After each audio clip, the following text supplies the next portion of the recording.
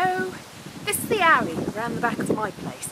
Now, for about a month I haven't bought any shopping at all and I've been relying entirely on stuff I can find in the back of the cupboard to eat. But that gets a little bit dull, and also there's no fruit and vegetables in the back of my cupboard. So I thought today what I was going to do was go out the back and do some foraging. And it turns out to have been quite a good instinct. Blackberries everywhere. These aren't the biggest or the juiciest blackberries, but they are quite plentiful.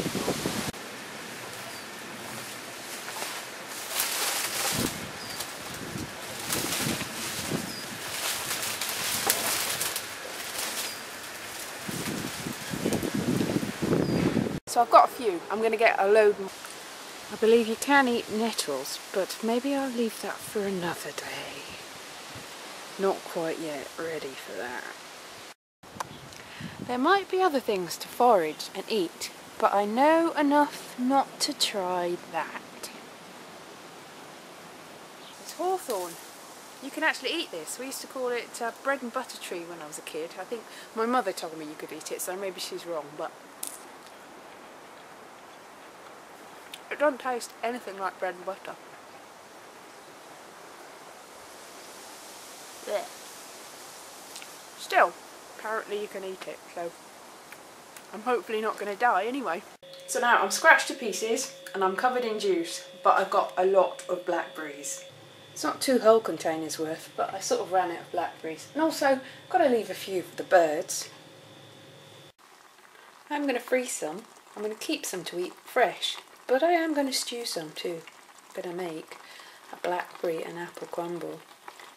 So I'm going to make a crumble. I've got 10 ounces of flour. Just trust me, it's not really 10 ounces of flour, but you'll need 10 ounces of flour, 6 ounces of sugar and 5 ounces of either butter, margarine or oil of some sort. And then you just mix it together by crumbling it with your fingers. I need to cut this into bits. As you can see, I scratched myself to pieces picking the blackberries. That's fine. Got to suffer for your art.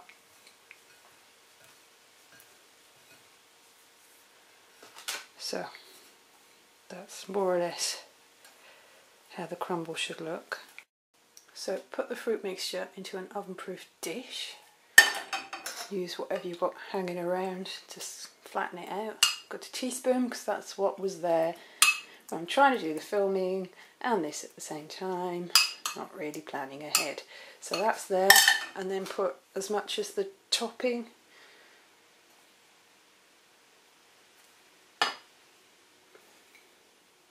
I'm using gluten-free flour and vegetable margarine, but you can use real butter and real flour made of wheat, or really anything you want. Just adapt it, and you can use it without sugar if you want, but it won't be very sweet, and I'm not sure about the crumble, but I'm sure there must be a way.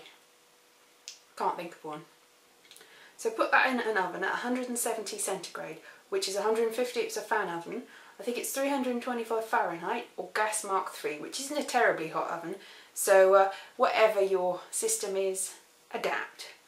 Put that in for about 50 to 60 minutes until it's all crispy on the top and maybe the fruit's bubbling through. You'll know when it's ready. Well, if you don't, make sure that it's not burnt. When it's burnt, it's gone too far.